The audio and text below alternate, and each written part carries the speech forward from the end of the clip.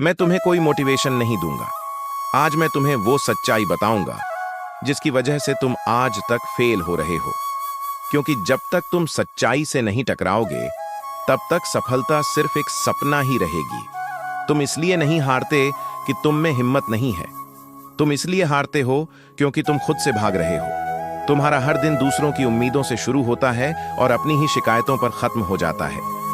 तुम मेहनत करते हो लेकिन आगे बढ़ने से डरते हो। तुम सोचते बहुत हो लेकिन रिस्क नहीं लेते। तुम उड़ना चाहते हो लेकिन अपने पंख किसी और के हाथ में दे चुके हो। तुम सफलता चाहते हो लेकिन कंफर्ट जोन छोड़ने की हिम्मत नहीं रखते। तुम्हारा सबसे बड़ा दुश्मन बाहर नहीं है, वो तुम्हारे अंदर है। यहीं से हार शुरू होती है। तुम सीखते हो लेकिन लागू नहीं करते। तुम दुनिया को बदलते देखते हो लेकिन खुद अब भी पुरानी सोच पकड़े बैठे हो।